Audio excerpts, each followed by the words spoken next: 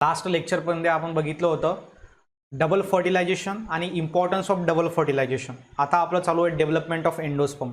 हा टॉपिक आपल्याला आता बघायचा आहे.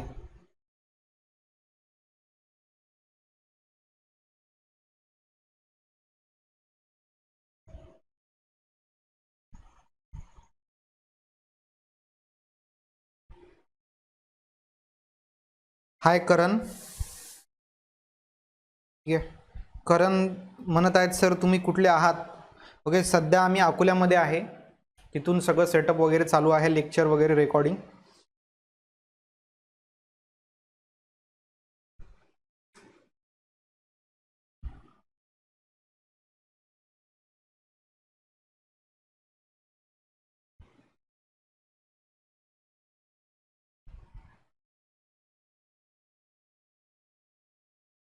बघा, त्याच्यामध्ये आपला डेव्हलपमेंट ऑफ एंडोस्पर्म हा टॉपिक आपण काय करत होतो, शिकवत होतो. ठीक आहे, तर डेव्हलपमेंट ऑफ एंडोस्पर्म हा आता आपण बघणार आहोत याच्यामध्ये.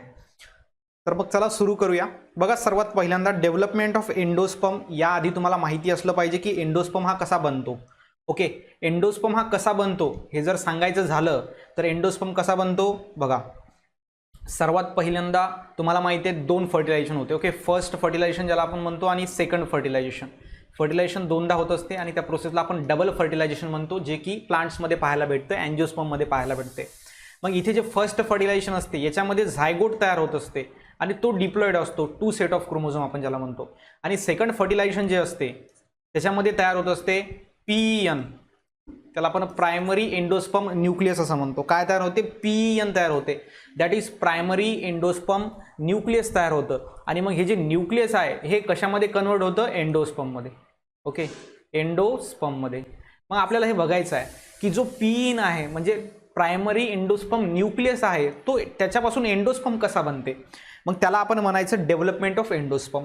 आता हे जे एंडोस्पर्म आहे याचं काम काय असते, तर हे जे झायगोट आहे याच्यापासून नंतर काय बनते? सीड बनते.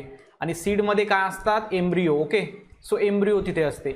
मग त्या एम्ब्रिओला, ओके, त्या एम्ब्रिओला नरिशमेंट प्रोव्हाइड करण्याचं काम कोण करत असते? एंडोस्पर्म करत असते. आणि हा जो एंडोस्पर्म हा ट्रिप्लॉइड असतो.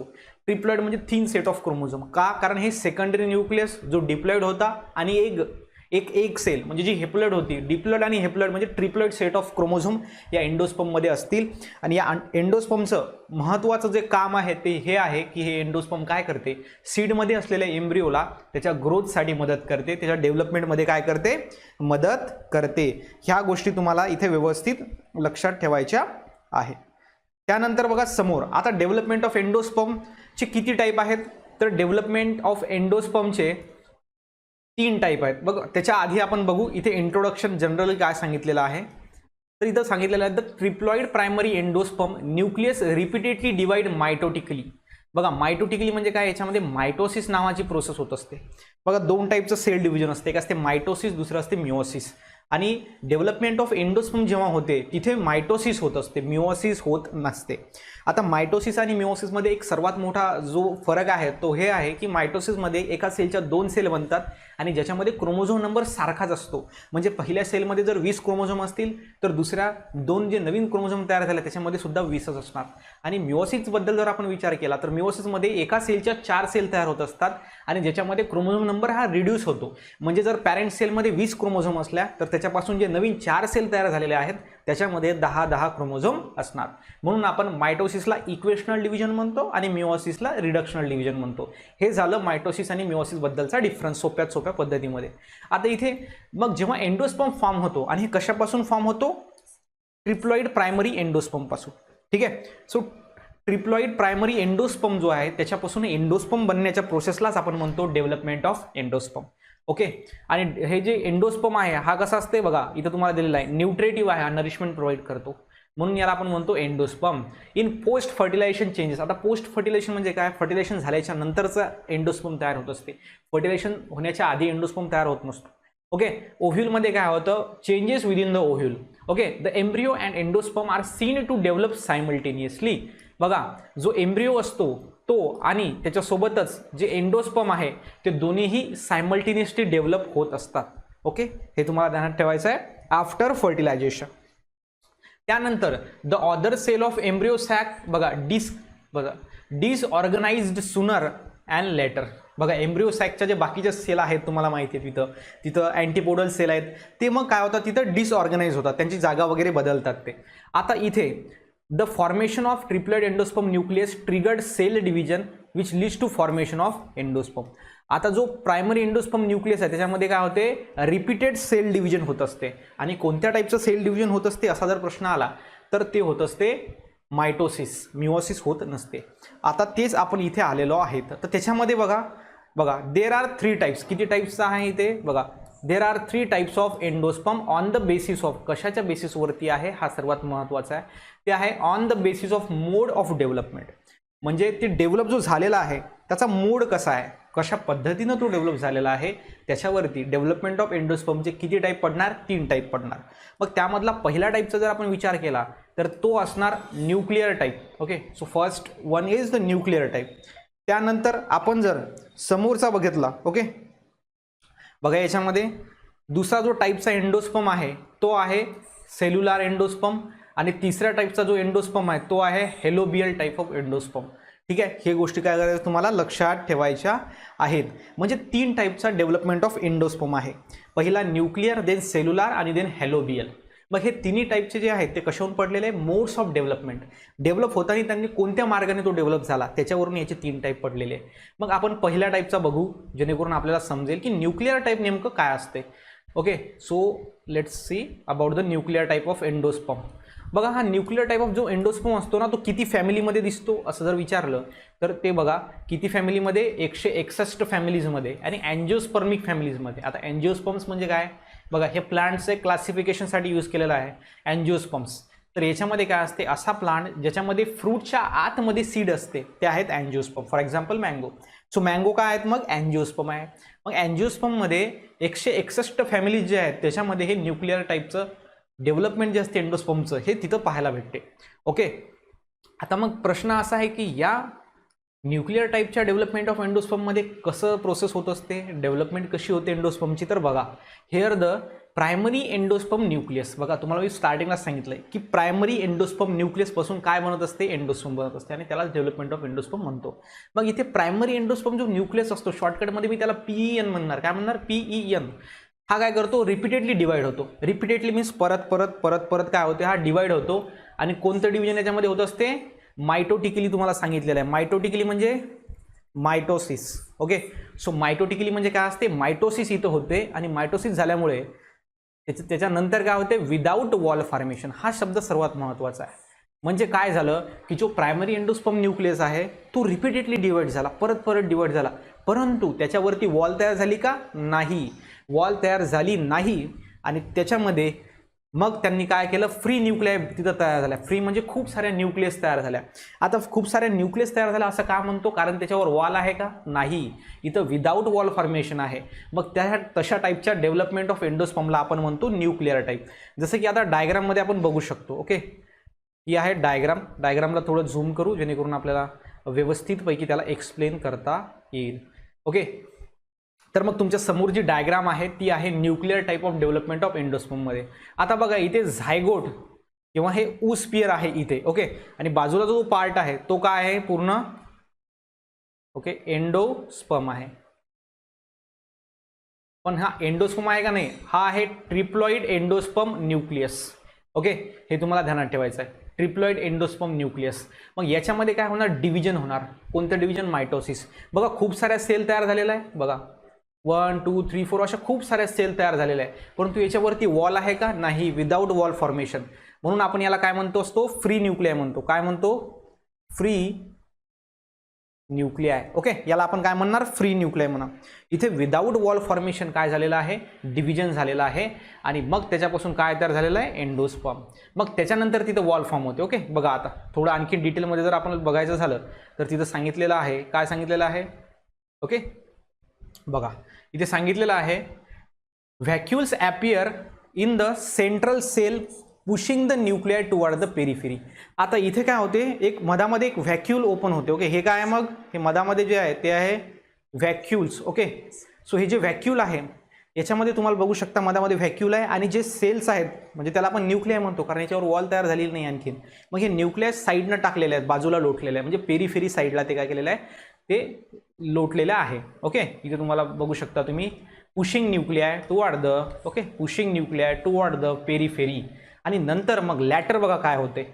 ओके, बघा लॅटर काय होते, later wall develop between the nuclei. या न्यूक्लियाच्या मधामध्ये काय होते, वॉल डेव्हलप होते आणि मग तिथं मल्टीसेल्युलर एंडोस्पर्म तयार होतो. जसं की या डायग्राममध्ये तुम्ही बघू शकता की इथे जेव्हा सेंट्रल न्यूक्लिया पेरिफेरी साईडला त्यांनी फेकलेल्या होत्या, पुश केल्या व्हॅक्यूल मधामध्ये डेव्हलप झाल्यामुळे, मग त्याच्यानंतर बघा अशा वॉल तयार झाल्या आणि मग इथे मल्टीसेल्युलर काय म्हणणार, मल्टीसेल्युलर एंडोस्पर्म तयार झाला, मल्टीसेल्युलर एंडोस्पर्म तयार झाला. मग या टाईपच्या डेव्हलपमेंट ऑफ एंडोस्पर्मची ही जी मेथड आहे यालाच आपण म्हणतो काय म्हणतो, nuclear type of development of endosperm. तो आपला पहिला टाईप आहे. याच्यामध्ये काय होत असते, जो PEN आहे प्रायमरी एंडोस्पर्म न्यूक्लियस. ओके, आणि तो ट्रिप्लॉइड आहे म्हणजे PEN जो आहे त्याच्यामध्ये मायटोसिस परत होते परंतु वॉल फॉर्म होत नाही. तिथं खूप सारे न्यूक्लिया तयार होतात. मग मधामध्ये एक सेंट्रल व्हॅक्यूल तयार होते, न्यूक्लिया बाजूला लोटल्या जातात. मग ते बाजूला लोटलेल्या जे न्यूक्लिया आहे त्याच्या मधामध्ये वॉल तयार होते आणि मग आपल्याला मल्टीसेल्युलर एंडोस्पर्म मिळतो. म्हणजे या टाईपचं जे आहे डेव्हलपमेंट ऑफ एंडोस्पर्म ते आहे पहिलं म्हणजे न्यूक्लिअर टाईप. आता दुसऱ्या टाईपचं बघू. ओके, आता हे कशामध्ये कोणकोणत्या प्लांटमध्ये दिसतं याचं जर विचारलं तुम्हाला एक्झाम्पल तर व्हीट, सनफ्लावर आणि कोकोनट याच्यामध्ये काय असते, अशा टाईपचं म्हणजे न्यूक्लिअर टाईपचं डेव्हलपमेंट ऑफ एंडोस्पर्म पाहायला भेटते. ओके, त्यानंतर बघा सेल्युलर टाईपचा आपण आता विचार करू की सेल्युलर टाईप म्हणजे काय असते. आता पहिल्याला आपण न्यूक्लिअर टाईप का म्हणतो, कारण तिथं खूप साऱ्या न्यूक्लिया तयार झाल्या होत्या, त्याच्यावरती वॉल फॉर्म नव्हती, विदाऊट वॉल फॉर्मेशन. तुम्हाला एक शब्द महत्त्वाचा ध्यानात ठेवायचा आहे. आता सेल्युलर टाईपमध्ये काय होतं बघा, सेल्युलर टाईपमध्ये काय दिलेलं आहे, in some plant division of the triploid endosperm. बघा काय होते, triploid primary endospermic nucleus PEN तुम्हाला ध्यानात ठेवायचं आहे. PEN या PEN मध्ये काय होणार, डिव्हिजन होणार. काय होणार, डिव्हिजन होणार. आणि त्याच्यानंतर बघा immediately followed by the wall formation. याच्यामध्ये डिव्हिजन होणार परंतु एक सर्वात महत्त्वाचं येत आहे, इमिडिएटली त्याच्यावर वॉल सुद्धा तयार होणार. न्यूक्लिअरमध्ये वॉल तयार झाली नव्हती परंतु सेल्युलर टाईपमध्ये वॉल तयार होते आणि म्हणून याला आपण सेल्युलर टाईप म्हणतो. So that the endosperm is cellular right from the beginning. स्टार्टिंगपासूनच जो न्यूक्लियस जो याच्यामध्ये एंडोस्पर्म असतो तो सेल्युलर असतो. आता आपण जे न्यूक्लिअर टाईपमध्ये बघितलं त्याच्यामध्ये स्टार्टिंगला तो सेल्युलर होता का, नाही, लास्टच्या स्टेजला तिथे वॉल तयार झाली. परंतु इथे काय होतं, डिव्हिजन झाल्या तिथे वॉल फॉर्म तयार होत असते. ओके, इमिडिएटली वॉल फॉर्मेशन तिथं होते. म्हणजे सुरुवातीपासूनच जो एंडोस्पर्म असतो आपला तो असतो मल्टीसेल्युलर. Okay, cellular. नंतर it is mostly observe in किती फॅमिलीजमध्ये हे पाहायला भेटतं आपल्याला, 72 फॅमिलीज. 72 फॅमिलीजमध्ये हे पाहायला भेटते या टाईपचं डेव्हलपमेंट ऑफ एंडोस्पर्म. कोणतं, सेल्युलर टाईपचं.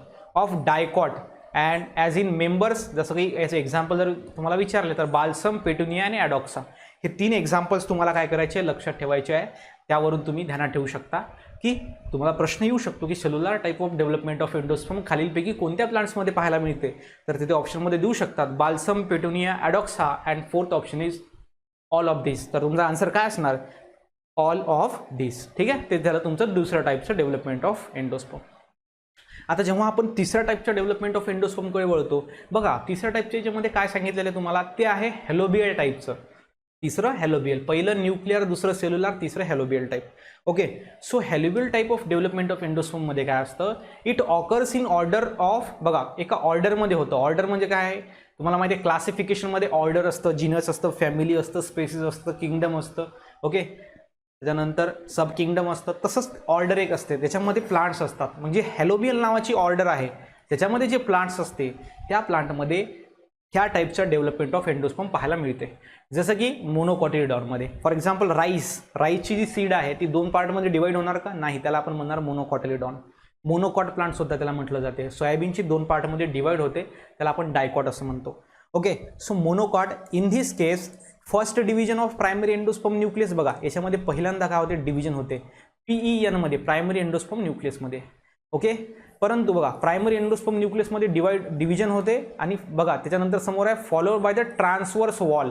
इथे वॉल तयार झालेली आहे. एक इंटरेस्टिंग गोष्ट इथं आपल्याला समजायला भेटलेली आहे ती म्हणजे वॉल तर तयार झाली परंतु कशी तयार झाली, ट्रान्सवर्स ट्रान्सवर्स म्हणजे आडवी वॉल तयार झाली, म्हणजे इथं आपण म्हणणार ट्रान्सवर्स वॉल तयार झालं. आणि मग व्हिच डिवाइड इंटू अनइक्वली, आणि हे कसं झालं, अनइक्वली डिवाइड झालं, म्हणजे वरचा पार्ट छोटा तर खालचा पार्ट मोठा, अनइक्वल डिव्हिजन झालं. आणि मग जे स्मॉलर सेल आहे, जी छोटी सेल आहे, कारण अनइक्वल बनलेला आहे ना, मग एक छोटी असणार एक मोठी असणार, जी स्मॉलर सेल आहे छोटी सेल आहे त्याला आपण चलाजल सेल म्हणणार. काय म्हणणार त्याला, चलाजल सेल. आणि जी मोठी सेल आहे त्याला म्हणणार मायक्रोपिलार सेल. ओके, जी लार्जर सेल आहे ती काय असणार, मायक्रोपिलार सेल. ओके, याच्यामध्ये एक्झाम्पल बघा, ॲस्पोडेलसमध्ये या टाईपचं डेव्हलपमेंट ऑफ एंडोस्पर्म पाहायला भेटते. जसं की आता तिन्ही याचा जर आपण विचार केला तर बघा तुमच्या समोर आहे तिन्ही टाईपचं डेव्हलपमेंट ऑफ एंडोस्पर्म. तिसऱ्यामध्ये बघा जो PEN आहे, प्रायमरी एंडोस्पर्म न्यूक्लियस, त्याच्यामध्ये डिव्हिजन झालेलं आहे, परंतु त्याच्यानंतर इमिडिएटली वॉल फॉर्म झाली. परंतु वॉल कशी फॉर्म झाली, ट्रान्सवर्स वॉल फॉर्म होऊन जर नंतर मग एंडोस्पर्म बनत असेल तर त्या टाईपच्या डेव्हलपमेंट ऑफ एंडोस्पर्मला आपण म्हणतो helobial type of development of endosperm. Okay, बघा इथे ट्रान्सवर्स वॉल तयार झालेली आहे. पहिल्यामध्ये तर वॉलच तयार झाली नाही, तिसऱ्या स्टेजला तयार झाली. दुसऱ्यामध्ये वॉल तयार झाली आणि तिसऱ्यामध्ये वॉल तयार झाली परंतु ती ट्रान्सवर्स झाली.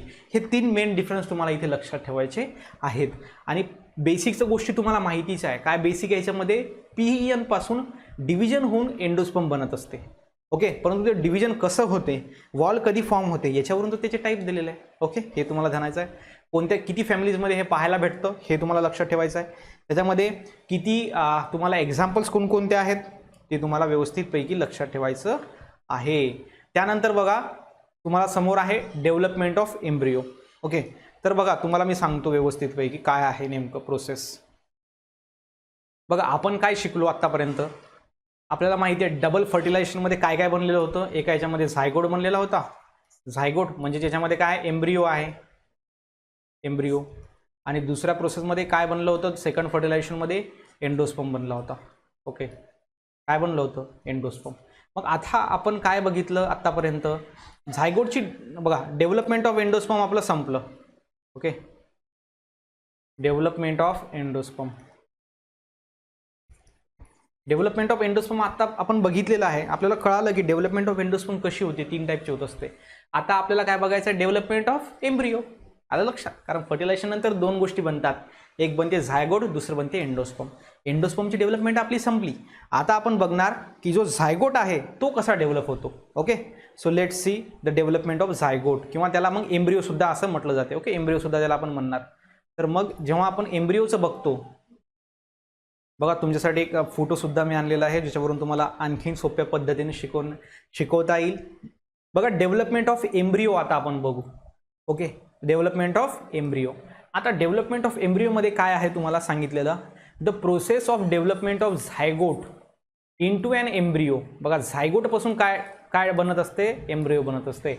आणि ज्या प्रोसेसमध्ये झायगोटपासून एम्ब्रियो बनते, काय म्हणलेलं आहे तुम्हाला, ज्या प्रोसेसमध्ये झायगोटपासून एम्ब्रियो बनते त्या प्रोसेसला काय म्हणणार, एम्ब्रियोजेनेसिस. काय म्हणणार त्याला, एम्ब्रियोजेनेसिस म्हणणार. ज्या प्रोसेसमध्ये झायगोटपासून एम्ब्रियो बनतो त्याला आपण म्हणणार embryogenesis. And the embryo is developed at the micropylar end. जो एम्ब्रियो डेव्हलप होतो तो कोणत्या एंडला डेव्हलप होतो, मायक्रोपिलार एंडला.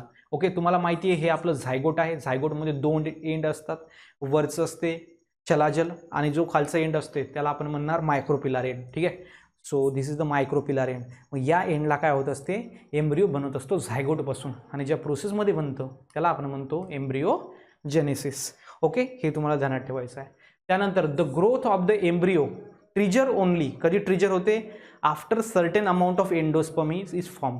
आता ग्रोथ जी असते एम्ब्रियोची ती वाढते किंवा तिचा स्पीड वाढतो. कधी वाढतो स्पीड एखाद्या एम्ब्रियोचा ग्रोथ होण्याचा, जेव्हा एंडोस्पर्म तयार होत असते. का, असं जर तुम्हाला प्रश्न विचारला की एंडोस्पर्म झाल्याच्या नंतर जी डेव्हलपमेंट ऑफ एम्ब्रियो असते, एंडोस्पर्म तयार झाल्याच्या नंतर जी डेव्हलपमेंट ऑफ एम्ब्रियो असते तिचा स्पीड वाढते, कारण की एंडोस्पर्म त्या झायगोटला, त्या एम्ब्रियोला नरिशमेंट प्रोव्हाइड करत असतं आणि त्याच्यामुळे तिची ग्रोथ जी आहे ना ती काय होते, फास्ट होते. अलग लक्षात, हे तुम्हाला ध्यानात ठेवायचं आहे. आता याच्यामध्ये तुम्हाला 2 टाईपचं डेव्हलपमेंट ऑफ एम्ब्रियो दिलेलं आहे. 2 टाईपचं म्हणजे डायकॉट आणि मोनोकॉट एम्ब्रियो तुम्हाला माहिती आहे. ठीक आहे, बघा आपला टॉपिक जो चालू होता तो कोणता चालू होता, development of endosperm. Development of endosperm दोन्ही याच्यामध्ये पाहायला भेटते. जसं की इथे आपण बघू आता डेव्हलपमेंट ऑफ एंडोस्पर्म आपल्याला पहिलं म्हणजे मोनोकॉटमध्ये पाहायला भेटते. मोनोकॉट आणि दुसरे असतात डायकॉट. आता मोनोकॉट आणि डायकॉटमध्ये काय डिफरन्स असते ते तुम्हाला मी सांगतो. मोनोकॉटमध्ये ज्याची सीड एक सिंगल याच्यापासून कॉटिलिडॉनपासून बनत असते आणि डायकॉटमध्ये ज्याची सीड 2 कॉटिलिडॉनपासून बनत असते. फॉर एक्झाम्पल डायकॉटचं एक्झाम्पल आहे सोयाबीन. सोयाबीनमध्ये जे आपण बघितलेलं आहे सीड ती 2 पार्टमध्ये डिवाइड होत असते आणि राईस आपण बघितलेलं त्याची डिवाइड होते का नाही, म्हणजे ते काय मोनोकॉट आहे. म्हणजे मग या दोन्ही याच्यामध्ये जे एम्ब्रिओची डेव्हलपमेंट आहे ती कशी होते ते आपल्याला बघायचं आहे. कशाची? Embryo. Okay, development of embryo आपल्याला इथे काय करायचं आहे, बघायचं आहे. Development of embryo. मग आता बघू आपण. त्याआधी तुम्हाला एक फोटो दाखवतो, ठीक आहे, ज्याच्यावरून तुम्हाला काय आणखीन थोडं समजेल. So let's see this image. हे आहे तुम्हाला डेव्हलपमेंट ऑफ एम्ब्रिओ. याच्यामध्ये एक डायकॉट एम्ब्रिओ आहे आणि एक का आहे, मोनोकॉट एम्ब्रिओ आहे. ओके, सो बघा याच्यामध्ये डायकॉट एम्ब्रिओ आणि मोनोकॉट एम्ब्रिओ दोन्हीही तुम्हाला कंपॅरेटिव्हली दिलेले आहेत. आपल्या बुकमध्ये 12च्या बुकमध्ये तुम्हाला एक डायग्राम दिलेली आहे, परंतु तिथे थोडं काय आपल्याला थोडं कन्फ्युजिंग वाटतं, ठीक आहे. परंतु या डायग्राममध्ये तुम्हाला त्या ज्या गोष्टी आहेत सगळ्या ते क्लिअर होणार आहेत. जसं की आपण आपल्या पुस्तकामध्ये कसं आहे त्याचा विचार केला तर बघा, पुस्तकामध्ये तुम्हाला दिलेला आहे इथे पहिल्यांदा डेव्हलपमेंट ऑफ डायकॉट एम्ब्रिओ. बघा, डायकॉट एम्ब्रिओ इन कॅप्सेला. कॅप्सेला काय, एक डायकॉट प्लांट आहे ज्याच्यामध्ये एम्ब्रिओची डेव्हलपमेंट होत असते. ओके, डायकॉट एम्ब्रिओची डेव्हलपमेंट आपण ज्याला म्हणतो. मग आता इथे आपल्याला समजतं की एक डायग्राम दिलेली आहे ती डायकॉटच्या एम्ब्रिओची आहे आणि इथे बघा खाली इथे दिलेली आहे तुम्हाला मोनोकॉटच्या एम्ब्रिओची. दिसतंय व्यवस्थितपैकी? Yes sir. ओके, सो इथं जे दिलेली आहे ना ती आहे मोनोकॉट एम्ब्रिओची. मग आता याच्यामध्ये काय असते माहिती आहे का, याच्यामध्ये 8 सेलपर्यंत ऑक्टेंट स्टेज असते. ओके, ऑक्टेट स्टेज बघा इथे तुम्हाला नाव दिलेलं आहे वेगवेगळे. एला काय म्हणायचं, ऊस्पियर. बीला काय म्हणायचं, 2 सेल स्टेज असते, त्याला प्रो एम्ब्रिओ असं म्हटलं जातं. मग तुम्हाला बाकी ही इथं थेअरी दिलेली आहे की नेमकं एम्ब्रिओ हा कसा डिवाइड होतो. तर पहिल्यांदा आपण मोनोकॉट बघणार. म्हणजे आता या डायग्राममध्ये तुम्हाला लक्षात आलं असेल तर हे जे वरचं आहे बघा, याच्यामध्ये हॉर्सशू शेप वगैरे तुम्हाला ध्यानात ठेवायचं आहे. हॉर्सशू शेप कोणत्या टाईपच्या डेव्हलपमेंटमध्ये होते, मोनोकॉट की डायकॉट. बघा, डायकॉटमध्ये कुठं होत असते, डायकॉट. मग हे जे तुम्हाला दिलेलं आहे हर्ट शेप आहे, इथे एम्ब्रिओ बनलेला आहे हर्ट शेप, ठीक आहे. तर बघा इथे आपण म्हणणार हे कुठं होत असते, डायकॉटमध्ये, ठीक आहे. आणि हे जे एम्ब्रिओची डेव्हलपमेंट असते हे कुठं होत असते, मोनोकॉटमध्ये. आलं का लक्षात? Yes sir. ओके, डायकॉट आणि मोनोकॉट हे 2 गोष्टी काय करायच्या तुम्हाला इथे लक्षात ठेवायच्या आहे, जेणेकरून ती तुम्हाला पुढच्या गोष्टी समजतील. बघा आता आपण ही जर डायग्राम बघितली तर याच्यामध्ये तुम्हाला डायकॉट आणि मोनोकॉट दिलेलं आहे. आता पुस्तकामध्ये आपण बघू की आपल्याला कशा प्रकारे ते सांगितलेलं आहे, तिथे एक्सप्लेन केलेलं आहे. तर पहिल्यांदा बघू आपण इथे बघा, द झायगोट मोनोकॉटमध्ये किंवा डायकॉटमध्ये बघा 8 सेलपर्यंतची डेव्हलपमेंट असते. मोनोकॉट आणि डायकॉटमध्ये 8 सेल स्टेजपर्यंत ती सारखीच असते, ठीक आहे. बघा इथे दिलेलं आहे the zygote divide to form 2 cell. बघा पहिल्यांदा झायगोट एका सेलचा असतो, त्याच्यापासून 2 सेलचा झायगोट बनतो आणि त्याला प्रो एम्ब्रिओ म्हणतो. काय म्हणतो आपण, proembryo. Okay, the larger cell जी असते वरची, जी लार्जर असते त्याला सस्पेन्शन इनिशियल असं म्हणायचं. ओके, जी लार्जर सेल असते त्याला काय म्हणणार, सस्पेन्सर इनिशियल. आणि जी छोटी सेल असते त्याला म्हणायचं एम्ब्रियोनियल इनिशियल. बघा इथे काय झालेलं आहे, जे ऊस्पियर आहे म्हणजे जे एम्ब्रिओ आहे ते काय झालेलं आहे, पहिल्यांदा डिवाइड झालेलं आहे. त्याच्यापासून 2 सेल बनलेले आहेत.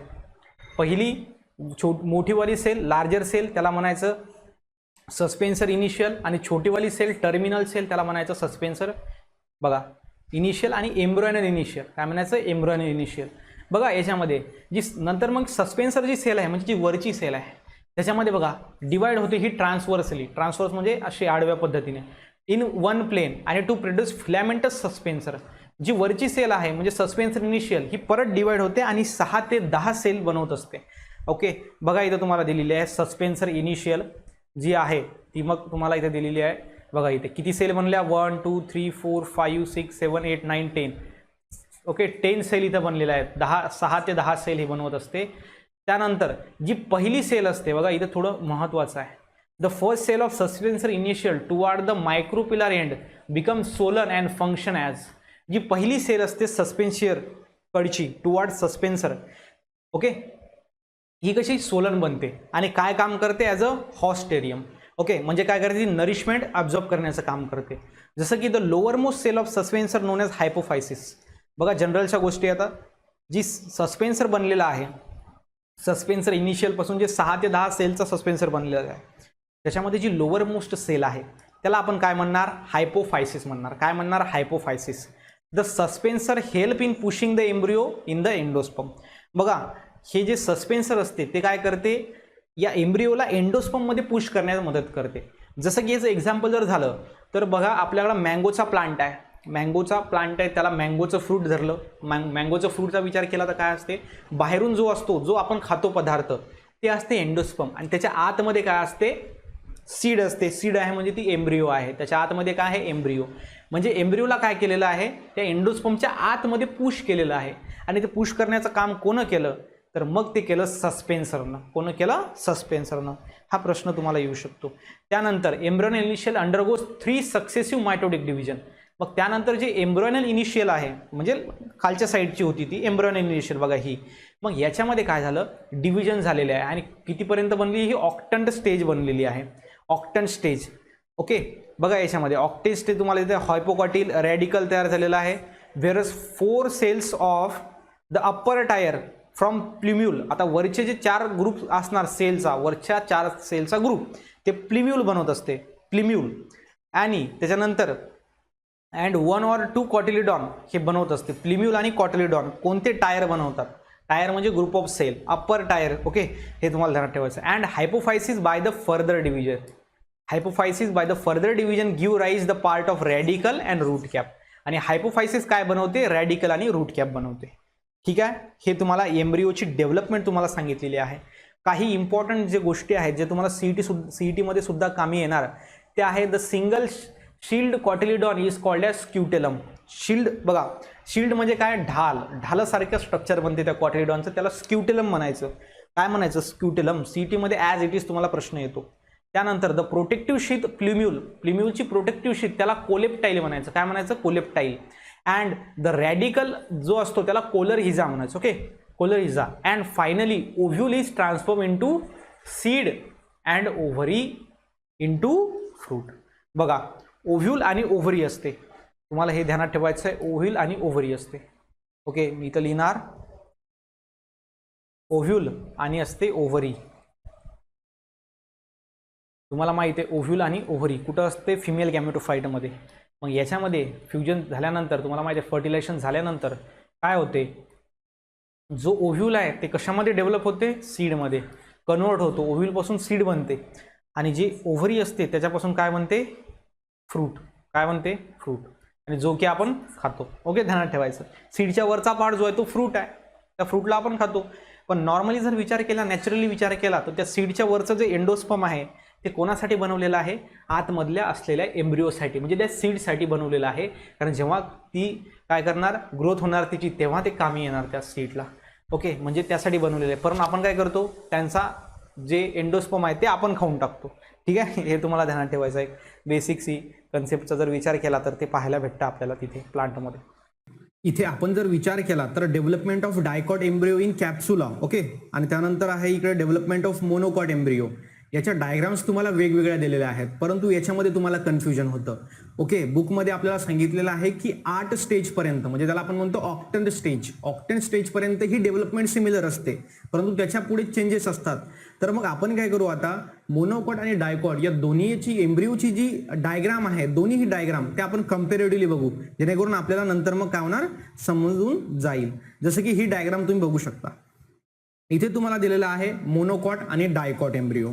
ठीक आहे, तर जो वरचा एम्ब्रिओ आहे हा आहे डायकॉटचा एम्ब्रिओ आणि जो खालचा एम्ब्रिओ आहे तो आहे मोनोकॉटचा.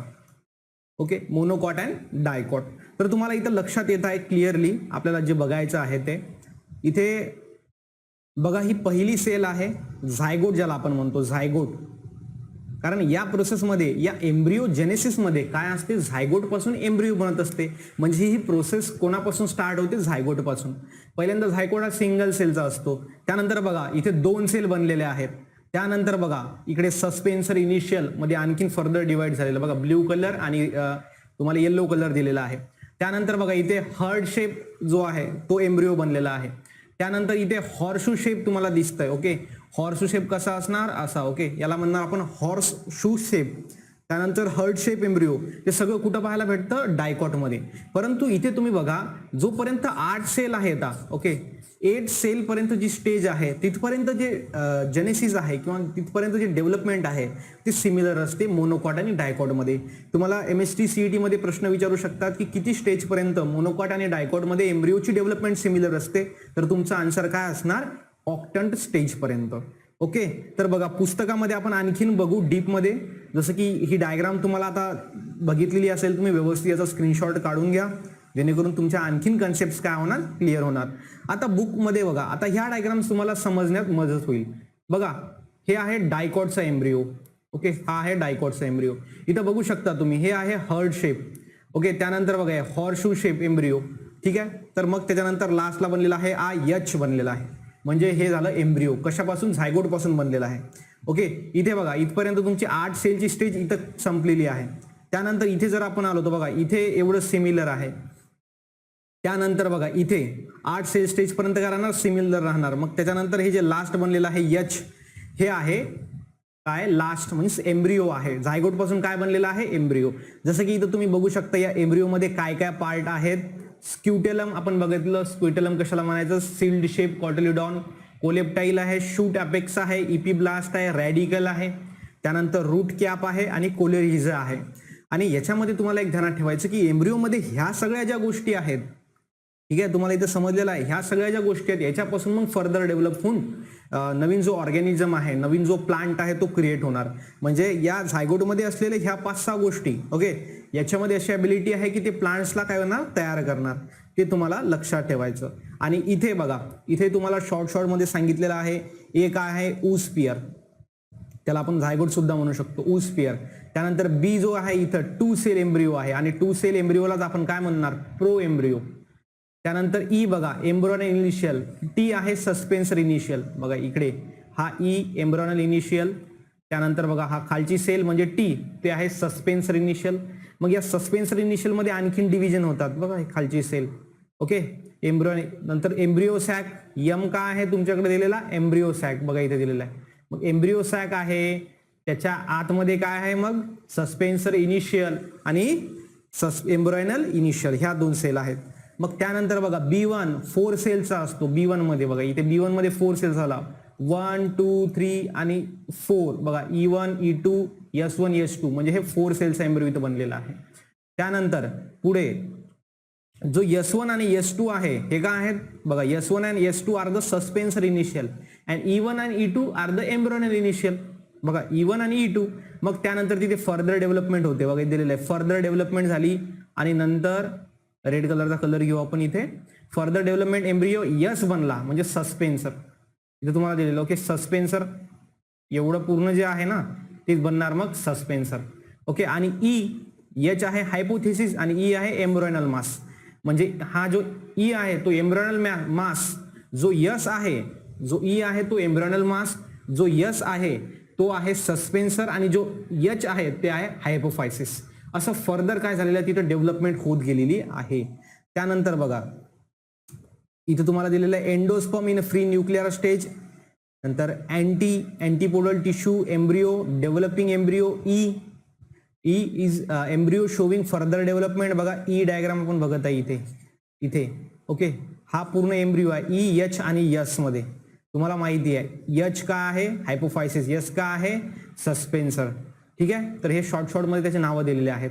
आणि मग याच्यावरून ई बनलेला आहे. इथे बघा ई म्हणजे काय, एम्ब्रियोनल मास, आणि हे कसं बनलं मग, हर्ट शेप बनलं. ठीक आहे, ह्या फर्दर गोष्टी इथं काय दिलेल्या आहेत, सांगितलेल्या आहे हे. ओके, तर मग हे तुम्ही व्यवस्थित लक्षात घेऊ शकता.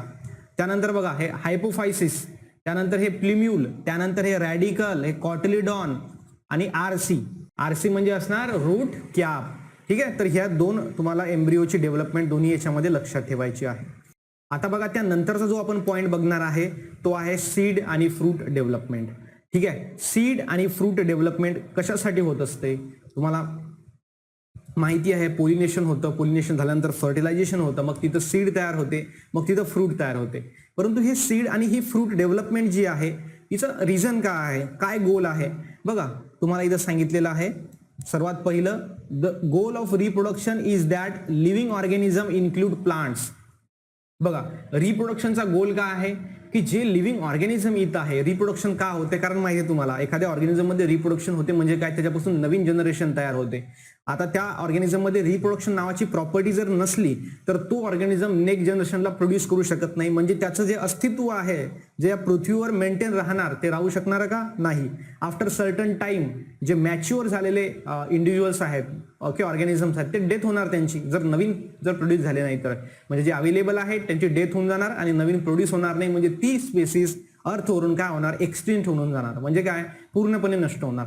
म्हणून कोणत्याही ऑर्गॅनिझमला वाटतं की आपली स्पेसिस नष्ट नाही झाली पाहिजे आणि त्यासाठीच रिप्रोडक्शन नावाची प्रोसेस त्यांच्यामध्ये होत असते. ओके, आणि मग इथे प्लांट काय बनवतात, सीड बनवतात. कशासाठी, जनरेशन पुढे वाढवण्यासाठी, कारण त्या सीडमध्ये नंतरचा प्लांट क्रिएट करण्याची ॲबिलिटी असते. त्यानंतर बघा समोर, one way of that plant can produce offspring is forming or making seed. Okay, by making seed, plant can produce offspring, can produce next generation.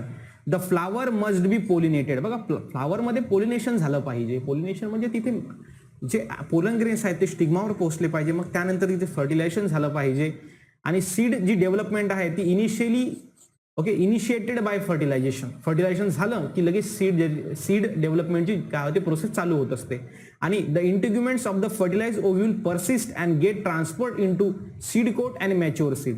आता आपल्याला माहिती आहे की आपण ओव्ह्यूलचं स्ट्रक्चर बघितलं होतं. तर ओव्ह्यूलचं स्ट्रक्चर कसं होतं, ओके, हा ओव्ह्यूल होता आणि याच्यावर काय होतं, न्यूसेलस होतं. काय होतं, न्यूसेलस. आणि तिथे होत्या इंटिग्युमेंट, बाहेर 2 लेअर होत्या, इथे एक 2 लेअर आणि इकडून 2 लेअर, म्हणजे इंटिग्युमेंट होत्या. त्या जे इंटिग्युमेंट आहे फर्टिलायझेशन झाल्याच्या नंतर, त्या ज्या इंटिग्युमेंट्स आहेत फर्टिलायझेशन झाल्याच्या नंतर त्या कशामध्ये ट्रान्सफर होत असतात, into seed coat. Okay, seed कोटमध्ये ट्रान्सफर होत असतात. कोणाच्या, मॅच्युअर सीडच्या. म्हणजे जो मॅच्युअर सीड आहे त्याचा जो सीड कोट आहे वरचा, तो कशापासून बनलेला आहे असा जर सीईटी मध्ये प्रश्न आला तर त्याचा आन्सर असणार इंटिग्युमेंट्स. मग सीड कोट 2 असतात, एक आउटर असते एक इनर असते. मग जे आउटर इंटिग्युमेंट आहे ते आउटर जी लेअर आहे ती बनवणार आणि इनर इंटिग्युमेंट इनर लेअर बनवणार. कारण तुम्हाला माहिती इंटिग्युमेंट हा 2 होत्या. ओव्ह्यूलचं स्ट्रक्चर तुम्हाला समजलेलं असेल तर तुम्हाला ते क्लिअर ध्यानात आहे. त्यानंतर बघा इथे तुम्हाला दिलेलं आहे हे सीड आहे डायकोटची, 2 भागामध्ये डिवाइड झालेली आहे बघा, म्हणजे डायकोटची सीड आहे. इथे तुम्हाला प्ल्युम्युल आहे, हायपोकॉटिल आहे, रॅडिकल आहे, कॉटिलिडॉन, ह्या सगळा एम्ब्रिओच आहे. ठीक आहे, आतमध्ये तुम्हाला सगळं दिसत आहे ते एम्ब्रिओ आहे. ही जे आहे तो पूर्ण तुम्हाला इथे काय आहे, एम्ब्रिओ आहे, पूर्ण एम्ब्रिओ. आणि ही जी सीड आहे या सीडच्या वर फॉर एक्झाम्पल बघा, ही जर मँगोची सीड असली तर ही मँगोची सीड आहे. या मँगोच्या सीडच्या वरती जो पार्ट असतो जो आपण खातो ते काय आहे, मग एंडोस्पर्म. तो काय आहे, एंडोस्पर्म. ठीक आहे, हे तुम्हाला ध्यानात ठेवायचं आहे. मग आता जर सीडचा आपण विचार केला बघा, इकडे ही मोनोकॉटची सीड आहे. ही मोनोकॉटची सीड 2 पार्टमध्ये डिवाइड होत नसते. 2 पार्टमध्ये डिवाइड होणार का, ही नाही, कारण ही सिंगल कॉटिलिडॉन पासून बनते आणि म्हणून त्याला आपण मोनोकॉट असं म्हणतो. इथे बघा आउटर तुम्हाला एंडोस्पर्म दिसेल. त्यानंतर बघा हे जे पार्ट आहे कोलेप्टाईल, कोलेहिजा, त्यानंतर स्क्युटेलम, प्ल्युम्युल आणि रॅडिकल, हा एम्ब्रिओचा पार्ट आहे. हा सीड कोट आणि फ्रूट वॉल आहे वरची. ठीक आहे, हे तुम्हाला ध्यानात ठेवायचं. आणि हे ॲल्युरॉन लेअर आहे जी हार्ड असते. त्यानंतर बघा मेज ग्रेन म्हणजे मोनोकॉट. इथे जी सीड आहे त्या सीडच्या वरती 2 लेअर असतात. कोणकोणत्या 2 लेअर असतात असं जर विचारलं तर 2 असते. पहिली असते आउटर सीड कोट, त्याला आपण टेस्टा असं म्हणतो. आउटर सीड कोटला काय म्हणणार, टेस्टा. आणि दुसरी असते इनर आणि थिन. इनर म्हणजे आतली आणि थिन म्हणजे कशी असते, ती थिक नसते, त्याची थिकनेस कमी असते. आणि मेम्ब्रेनच असते ती, मेम्ब्रेन. आणि त्यानंतर ती त्याला काय म्हणणार आपण, टेगमन. टेगमन आणि टेस्टा 2 गोष्टी आपल्याला इथं समजलेल्या आहेत. ठीक आहे, तर बघा आपण आता इथे ड्रॉ करून मी तुम्हाला दाखवतो 2 गोष्टी कोणकोणत्या आहेत. तर बघा पहिल्यांदा ही सेल तुम्हाला इथे दिसत आहे, म्हणजे ही याला आपण म्हणणार सीड. काय म्हणणार, सीड म्हणणार. मग ही जी सीड आहे ना या सीडच्या वरती 2 लेअर आहेत. तर ड्रॉ करू आपण सीड. ही एक लेअर आणि ही एक दुसरी लेअर. ओके, जी वरची लेअर आहे ना तिला आपण म्हणणार टेस्टा आणि जी इनर लेअर आहे तिला म्हणणार टेगमन. काय म्हणणार, टेस्टा आणि टेगमन. ह्या 2 गोष्टी तुम्हाला लक्षात ठेवायच्या. आता जी टेस्टा आहे ती कशी हार्ड आहे, कारण ती वरून आहे ना तिला प्रोटेक्शन चं काम आहे दिलेलं, कारण त्या बाहेरची लेअर असल्यामुळे तिला प्रोटेक्ट करावं लागतं आतमधल्या पार्टला, म्हणून ती कशी असते, हार्ड असते. त्यानंतर जी टेगमन असते ना, टेगमन कशी असते, ही मेम्ब्रेनस असते. ओके, ही आतमधली लेअर आहे, हिला प्रोटेक्शनचं काम आहे का नाही, म्हणून ती कशी आहे, मेम्ब्रेनस आहे. म्हणजे आपण म्हणू शकतो स्मूथ आहे. या गोष्टी तुम्हाला ध्यानात ठेवायची इथे. ओके, सो सीडवर किती लेअर आहेत, मग 2. आउटर कोणती आहे इथे, टेस्टा. ओके, सो इथं आपण लिहिणार आउटर टेस्टा अँड इनर टेगमा. ठीक आहे, ह्या तुम्हाला गोष्टी काय करायच्या व्यवस्थित लक्षात ठेवायच्या आहेत. त्यानंतर बघू आपण आता नेक्स्टली तुम्हाला सांगितलेलं आहे बुकच्या PDF मध्ये. बघा इथे तुम्हाला न्यूसेलस बद्दल सांगितलेलं आहे. काय सांगितलेलं आहे, the nucellus in ovule may persist some genera like the black pepper and beet as a. बघा न्यूसेलस तुम्हाला माहिती आहे ओव्ह्यूलचा पार्ट आहे. तो न्यूसेलस जो आहे ना तो ओव्ह्यूलचा पार्ट आहे. बघा इथे आता जो न्यूसेलस आहे तो आपल्याला माहिती आहे. जसं की आपण बघू आता तुम्हाला मी डायरेक्टली ते डायग्राम दाखवतो न्यूसेलस कुठे असते म्हणून. ते ॲनाट्रोपस ओव्ह्यूल जे आपण बघितलं होतं त्यामध्ये आपल्याला ते पाहायला मिळेल. जसं की इथे आहे. ओके, न्यूसेलस बघा मधामध्ये जो पार्ट, हा जो पार्ट आहे त्याला न्यूसेलस असं म्हणायचं. मग हे जे न्यूसेलस आहे हा कसा असतो, पेपर सारखा असतो. पेपर सारखा कोणत्या जेनेरामध्ये, म्हणजे त्याच्यामध्ये प्लांट्स इन्क्लूड असतात. ओके, जेनेरा, त्या जेनेरामध्ये 2 आहे, एक ब्लॅक पीपर आणि दुसरं बीट. ओके, बघा इथे सांगितलेलं आहे तुम्हाला, एक ब्लॅक पीपर काळी मिरच याला आपण म्हणतो आणि एक बीट. तर ह्या दोन्ही याच्यामध्ये तो जो न्यूसेलस असतो तो पेपर लाईक असतो, पेपरी. ओके, आणि त्या पेपर लाईक न्यूसेलसला काय म्हणायचं, त्या पेपर लाईक न्यूसेलसला म्हणायचं पेरिस्पर्म. काय म्हणायचं, पेरिस्पर्म. तुम्हाला डायरेक्टली सीईटी मध्ये ॲज इट इज प्रश्न येऊ शकतो. ओके, की जो इथे दिलेला आहे तुम्हाला बीट आणि ब्लॅक पेपर, याच्यामध्ये जो न्यूसेलस असतो तो कसा असतो, पेपर लाईक किंवा पेपर लाईक न्यूसेलस्पर्म जो असतो, न्यूसेलस पेपर लाईक, त्याला काय म्हणायचं, पेरिस्पर्म. काय म्हणायचं, पेरिस्पर्म. तर तुम्हाला काही ते ऑप्शनमध्ये देऊ शकतात. ऑप्शनमध्ये पेरिस्पर्म मग काय असणार, उत्तर असणार तुमचं. त्यानंतर बघा इथे तुम्हाला सीडचे 2 टाईप दिलेले आहे, एक एंडोस्पर्मिक किंवा त्यालाच आपण अल्बुमिनस म्हणतो, आणि दुसरी असते नॉन एंडोस्पर्मिक किंवा त्यालाच आपण एक्स अल्बुमिनस असं म्हणत असतो.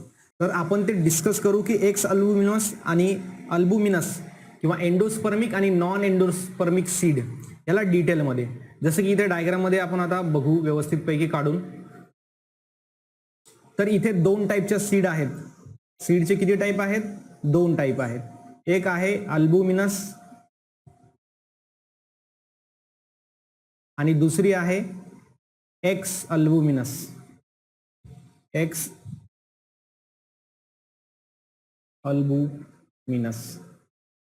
अल्बुमिनस आणि एक्स अल्बुमिनस. आता ही जी अल्बुमिनस सीड आहे याचं दुसरं नाव काय आहे, एंडोस्पर्मिक. आणि यालाच आपण काय म्हणणार, एक्स अल्बुमिनसला नॉन एंडोस्पर्मिक. ठीक आहे, आपण हे नाव याला सांगणार. मग आता आपल्याला प्रश्न पडतो की अल्बुमिनस सीड कशाला म्हणायचं आणि एक्स अल्बुमिनस सीड कशाला म्हणायचं. तर बघा एंडोस्पर्मिक म्हणजे काय, अशी सीड ज्याच्यामध्ये काय आहे, एंडोस्पर्म आहे. एंडोस्पर्म तुम्हाला माहिती आहे काय, फर्टिलायझेशन 2दा होत असतं. पहिल्या प्रोसेसमध्ये तुम्हाला माहिती आहे झायगोट बनतं आणि दुसऱ्यामध्ये एंडोस्पर्म म्हणजे reserve food material, that is the endosperm. मग आता हे एंडोस्पर्म ज्या सीडमध्ये आहे त्या सीडला म्हणायचं एंडोस्पर्मिक सीड, आणि ज्या सीडमध्ये हा एंडोस्पर्म नाही, ठीक आहे, इथं आपण म्हणणार एंडोस्पर्म तर नाही आहे, इथे तो आहे. ठीक आहे, मग आता प्रश्न असा निर्माण होतो आपल्याजवळ की या एखाद्या सीडमध्ये ते एंडोस्पर्म असणे किंवा नसणे कशावर डिपेंड आहे. तर बघा जी सीड आहे ना ती डेव्हलपमेंटसाठी एंडोस्पर्म वापरत असते. मग एखाद्या सीडने जर कम्प्लिटली एंडोस्पर्म डेव्हलपमेंटसाठी वापरला तर मग त्या सीडकडे एंडोस्पर्म असणार का, नाही. मग त्या टाईपच्या सीडला आपण काय म्हणणार, नॉन एंडोस्पर्मिक सीड किंवा त्याला म्हणणार एक्स अल्बुमिनस सीड. आणि ज्या सीडकडे एंडोस्पर्म आहे, डेव्हलपमेंटसाठी तिनं जास्त वापरलेला नाहीये तरी सुद्धा तिच्याकडे आहे एंडोस्पर्म, मग त्याला आपण म्हणणार, काय म्हणणार, अल्बुमिनस किंवा एंडोस्पर्मिक सीड. मला वाटतं तुमच्या लक्षात आलं असेल की एक्स अल्बुमिनस आणि अल्बुमिनस और एंडोस्पर्मिक और नॉन एंडोस्पर्मिक सीड आपण कशाला म्हणतो. त्यानंतर समोर बघा तुम्हाला डायग्राम मध्ये इथे याचे एक्झाम्पल सुद्धा दिलेले आहे. बघा इथे नॉन एंडोस्पर्मिक किंवा एक्स अल्बुमिनस सीडचे एक्झाम्पल पी आणि बीन. त्यानंतर समोर इथे आहे एंडोस्पर्मिक आणि अल्बुमिनस सीडचे एक्झाम्पल आहे कॅस्टर, कोकोनट आणि मेज. हे एक्झाम्पल्स तुम्हाला व्यवस्थित लक्षात ठेवायचे आहे. त्यानंतर बघा समोर the cotyledon in non endospermic seed act as a food storage. बघा जे कॉटिलिडॉन आहे ज्याच्यामध्ये एंडोस्पर्म नाही आहे, मग तिथं फूडचं काम कोण करते, तर तिथं कॉटिलिडॉन्स करत असतात. Cotyledons in a non endospermic seed म्हणजे अशी सीड ज्याच्याकडे एंडोस्पर्म नाही आहे तिचे फूड स्टोरेजचं काम करत असतात. And in order they are the first photosynthetic organ. ते काय आहेत? Cotyledons are the first photosynthetic organ. तुम्हाला परीक्षेमध्ये प्रश्न विचारू शकतात, which of the following is the first photosynthetic organ, then your answer must be cotyledons. त्यानंतर micropyle persist as a small pore in a seed coat to allow the entry of water and oxygen during the soaking. मग त्याच्यामध्ये जे मायक्रोपाईल असते, तुम्हाला माहिती आहे downward डायरेक्शनला असते मायक्रोपाईल, ते काय असतं, ते होलचं काम करतं की त्याच्यामधून ऑक्सिजन येत असतं तिथं सीडमध्ये. कारण आता कॉटिलिडॉन हे फोटोसिंथेटिक ऑर्गन आपण म्हणलं, आणि फोटोसिंथेसिससाठी काय काय पाहिजे? वॉटर पाहिजे, ऑक्सिजन पाहिजे, बाकीच्या गोष्टी पाहिजेत. मग त्या कुठून येणार सीडमध्ये? तर तिथे एक मायक्रोपाईल एक छोटंसं होलचं काम करतं आणि तिथून मग सगळ्या गोष्टी येतात. आणि मग कॉटिलिडॉन पहिल्यांदा फोटोसिंथेटिक ऑर्गन म्हणून मग तिथं फूड बनवतं आणि मग हळूहळू तिथे जर्मिनेशन होऊन त्या प्लांटची ग्रोथ होत असते. ठीक आहे, हे तुम्हाला सांगायचं आहे. त्यानंतर बघा इथे तुम्हाला आहे व्यवस्थित सांगितलेलं, द ओव्हरी इथं आहे. As a mention earlier after fertilization, फर्टिलायझेशनच्या नंतर काय होतं बघा, the zygote is form and the ovary begins to differentiate. Zygote form होतो आणि जो ओव्हरी असतो तो काय होतो? डिफरन्शिएट होतो into fruit and ovary. Okay, काय ओव्हरी कशामध्ये होतो? फ्रूट अँड ओव्हरी वॉलमध्ये. ओव्हरी फ्रूट बनवतं आणि ओव्हरीच्या वॉल, जसं into a pericarp. Pericarp is the basically 3 layer which get differentiated into fleshy fruit like the mango. बघा याच्यामध्ये जी पेरिकार्प असते ना, जसं की तुम्हाला मी इथेच सांगतो, पेरिकार्प ही वरची लेअर असते. जर मँगो प्लांटची ही वरची लेअर म्हणजे पेरिकार्प, त्याच्या आतमधली लेअर म्हणजे असते मेझोकार्प, आणि त्याच्या आतमधली लेअर म्हणजे असते एंडोकार्प. आणि मग ह्या तिन्ही लेअर काय करतात? एक फ्रूट बनवतात, एक फ्लेशी फ्रूट, ज्याच्यामध्ये काय न्यूट्रियंट्स आहेत, शुगर आहे, बाकीचे सगळे कंपोनंट्स आहेत. आता इथे तुम्हाला ह्या 3 लेअर दिसत आहेत. याच्यामधली वरची जी आहे ती रेड आहे, म्हणजे ती आहे इपिकार्प. काय म्हणणार आपण याला? इपिकार्प म्हणणार. इपिकार्प. याच्यामध्ये मधामध्ये जी आहे त्याला म्हणणार मेझोकार्प, आणि आतमध्ये जी आहे त्यांना म्हणणार आपण एंडोकार्प. म्हणजे इथं 3 लेअर आहेत आणि या 3 लेअरला कलेक्टिव्हली काय म्हणायचं? याला कलेक्टिव्हली म्हणायचं पेरिकार्प. काय म्हणायचं? पेरिकार्प. हे तुम्हाला ध्यानात ठेवायचं. आणि हे कुठं असते? एक्झाम्पल बघा, मँगो आणि कोकोनटमध्ये ह्या इपिकार्प असतो, ज्याच्यामध्ये एक असते पेरिकार्प असतो, ज्यामध्ये पहिली वरची लेअर असते ती इपिकार्प, त्यानंतर मेझोकार्प आणि एंडोकार्प. ठीक आहे, आणि त्या कलेक्टिव्हली तिन्ही लेअरला काय म्हणायचं? पेरिकार्प म्हणायचं. आणि हे पेरिकार्प एक फ्रूट बनवतं, ते आपण खातो, आणि त्या फ्रूटच्या आतमध्ये काय असते? सीड असते. ठीक आहे, तुम्हाला ध्यानात ठेवायचे. त्यानंतर बघा आता सर्वात महत्वाचा आपल्याला पॉइंट दिलेला आहे, तो आहे significance of seed and fruit development. आता जी फ्रूट डेव्हलप झालेली आहे, जी सीड डेव्हलप झालेली आहे, तिचं सिग्निफिकन्स काय आहे? सिग्निफिकन्स म्हणजे असते इम्पॉर्टन्स. इम्पॉर्टन्स काय आहे त्या सीडचं? ओके, तर इम्पॉर्टन्सचा जर आपण विचार केला तर बघा, fruit provide nourishment to the developing seed. बघा जे फ्रूट तयार झालेला आहे, जी सीड तयार झालेली आहे, त्यामध्ये सर्वात पहिल्यांदा बघू फ्रूटचं काय काम असते. तर जे बाहेरून आपण जे खातो ते फ्रूट त्या सीडला नरिशमेंटसाठी तिथं प्लांट तयार करत असतात, म्हणजे हे त्याचं पहिलं इम्पॉर्टन्स.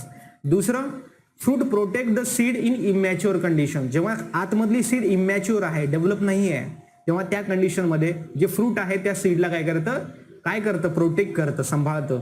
त्यानंतर तिसरा बघा, सीड जो आहे सर्व ॲज अ इम्पॉर्टंट प्रोपॅगेटिंग ऑर्गन. जे सीड आहे ते इम्पॉर्टंट प्रोपॅगेटिंग ऑर्गनचं काम करतं. आता प्रोपॅगेटिंग ऑर्गन म्हणजे काय?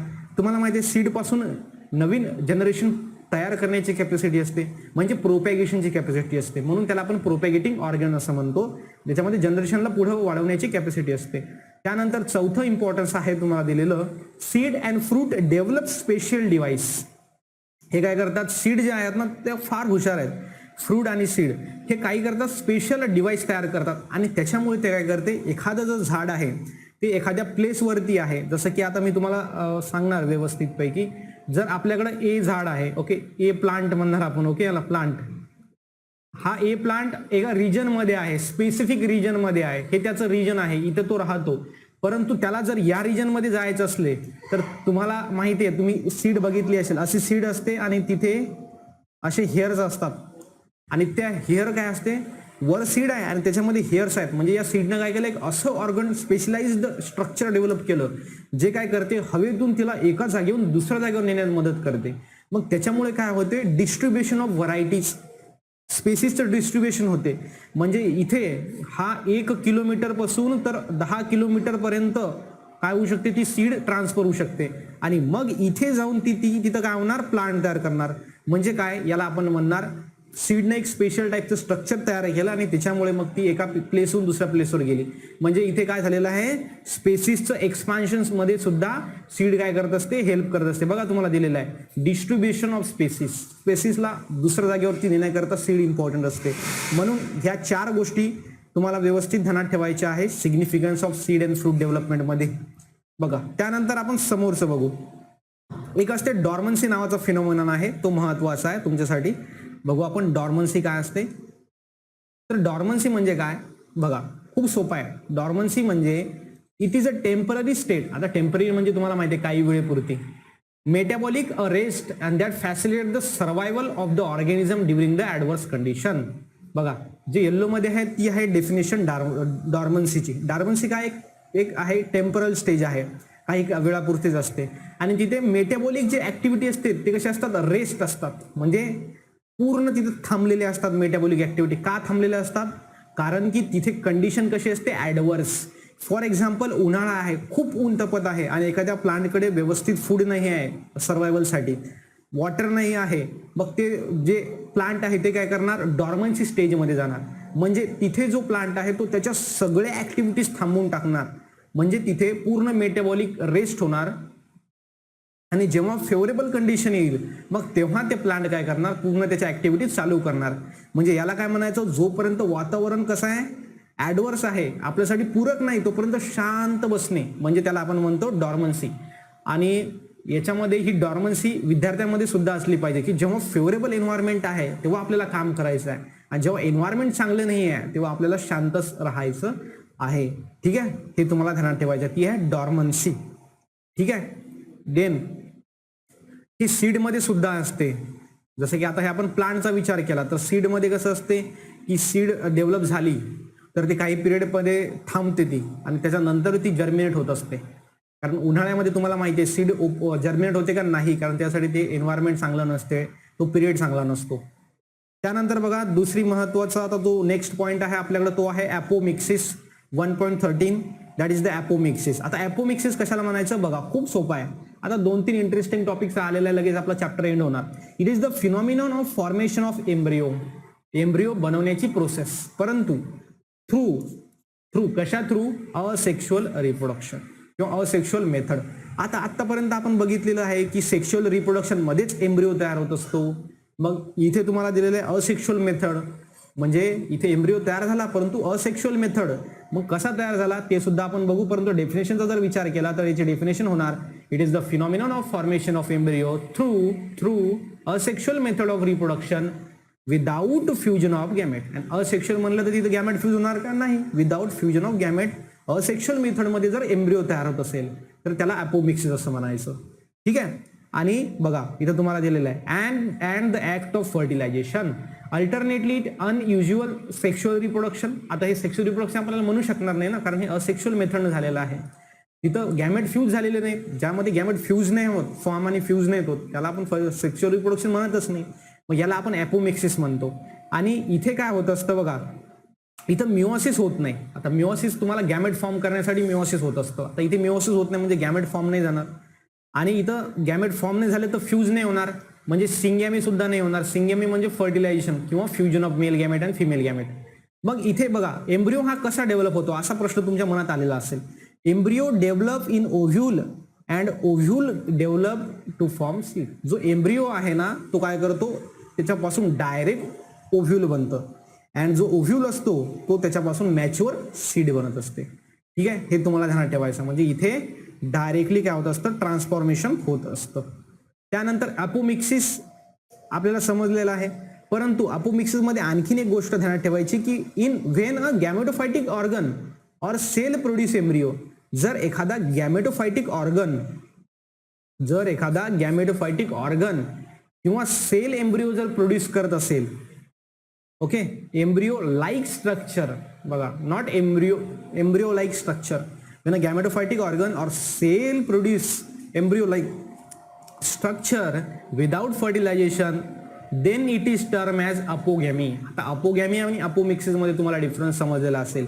अपोगॅमी मध्ये काय असते, एखादा गॅमेटोफायटिक ऑर्गन किंवा सेल जर एम्ब्रिओ लाईक स्ट्रक्चर प्रोड्यूस करत असेल तर त्या प्रोसेसला अपोगॅमी असं म्हणायचं.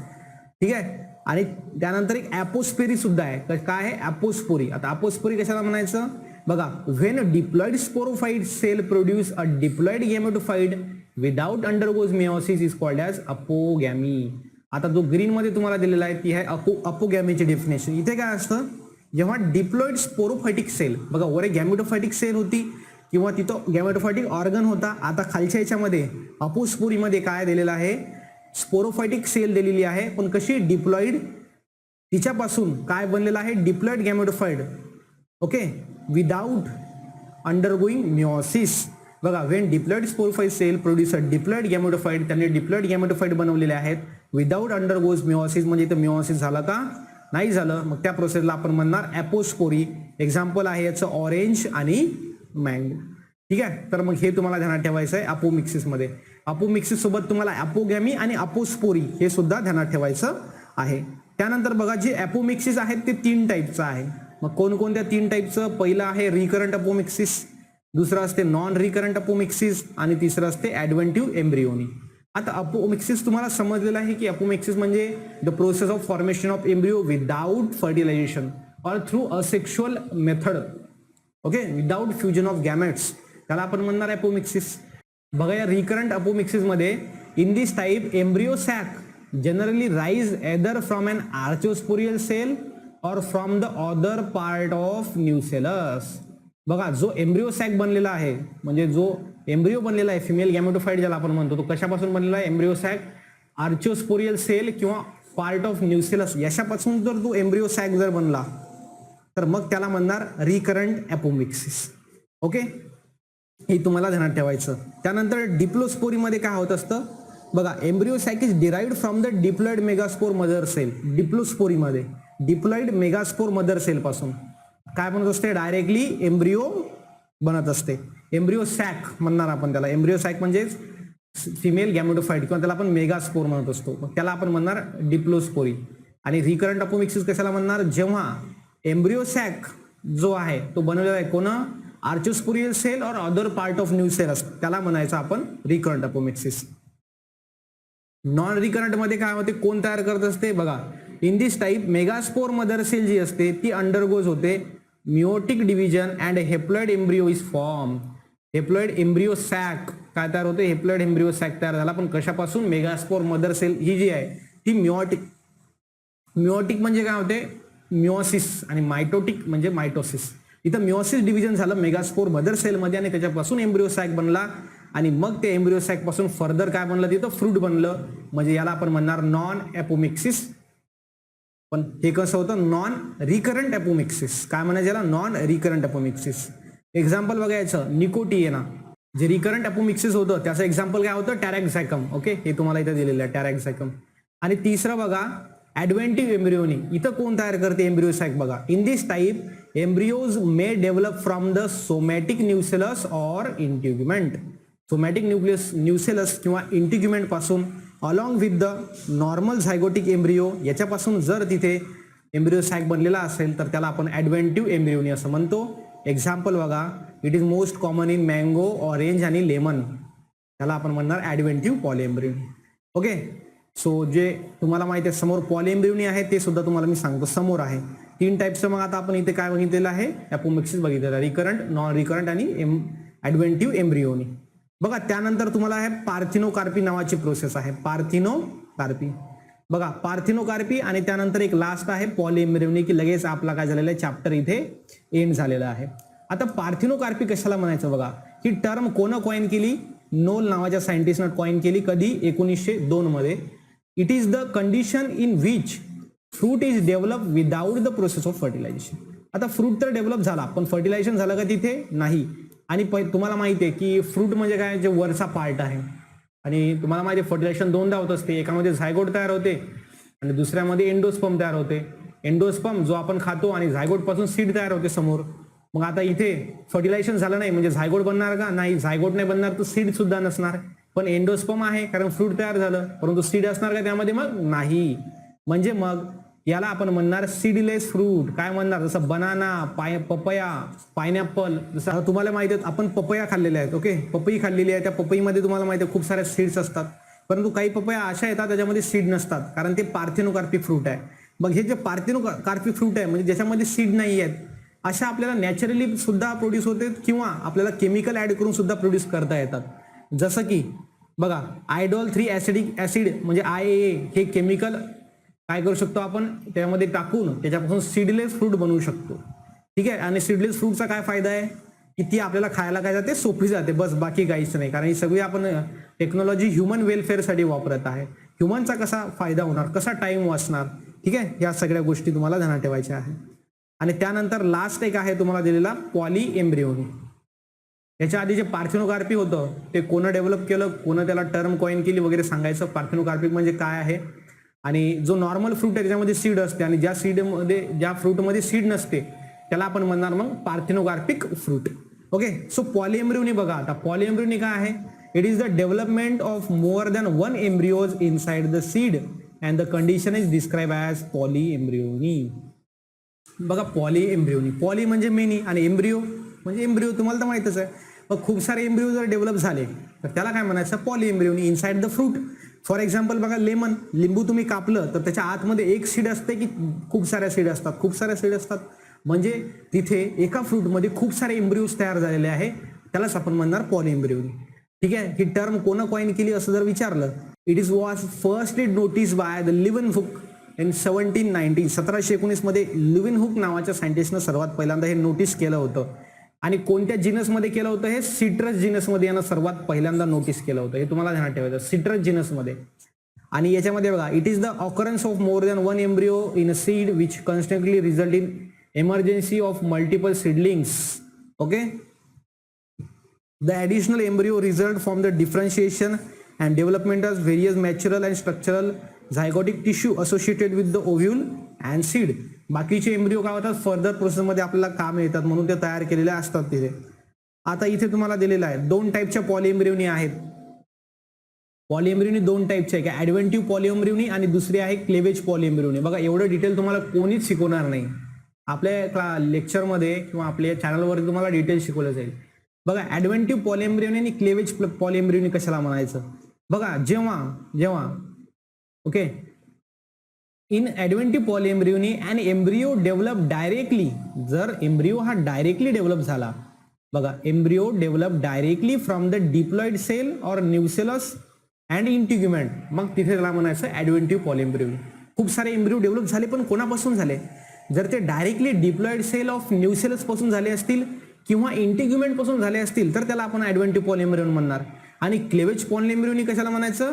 Zygote proembryo sometime divide. बघा, झायगोटचा प्रोएम्ब्रिओ असतो म्हणजे 2 सेलचा एम्ब्रिओ, तेच कधी कधी खूप साऱ्या एम्ब्रिओमध्ये काय होतं? डिवाइड होत असतं. बघा, डिवाइड इंटू मेनी पार्ट्स, आणि जो प्रत्येक पार्ट आहे त्याच्यापासून नवीन एम्ब्रिओ बनत असतो. मग तशा प्रकारे जर खूप साऱ्या एम्ब्रिओची निर्मिती झाली तर त्या टाईपच्या पॉलीएम्ब्रिओनीला म्हणायचं क्लेवेज पॉलीएम्ब्रिओनी. हे प्रो एम्ब्रिओमध्ये डिव्हिजन होऊन मग पार्ट बनले आणि त्याच्यापासून खूप सारे एम्ब्रिओ तयार झाले, ते क्लेवेज पॉलीएम्ब्रिओनी. आणि ऍडव्हेंटिव्ह पॉलीएम्ब्रिओमध्ये एक डिप्लॉइड सेल न्यूसेलसची किंवा इंटिग्युमेंटची याच्यापासून जर खूप सारे एम्ब्रिओ तयार झाले तर त्याला म्हणायचं ऍडव्हेंटिव्ह पॉलीएम्ब्रिओनी. मला वाटतं तुमच्या सर्वांना हे सगळं समजलेलं असेल. आणि इथेच आपला चॅप्टर नंबर 1 हा संपलेला आहे. आणि बाकीचे चॅप्टर सुद्धा आपल्याला लवकर कंप्लीट करायचे आहे. सोबतच फिजिक्स, केमिस्ट्री आणि मॅथमॅटिक्सचा सुद्धा सिलेबस तुम्हाला लवकरच मिळणार आहे. तोपर्यंत तुम्हाला जर व्हिडिओ आवडला असेल तर प्लीज व्हिडिओला लाईक करा, शेअर करा आणि चॅनलला सबस्क्राईब करा. हे तुम्हाला सांगण्याची आवश्यकता नाही आहे, कारण तुम्हाला असं कंटेंट जर मिळत असेल तर सबस्क्राईब करा म्हणून म्हणायची आवश्यकता नाही, ते तुम्ही करणारच. ठीक आहे.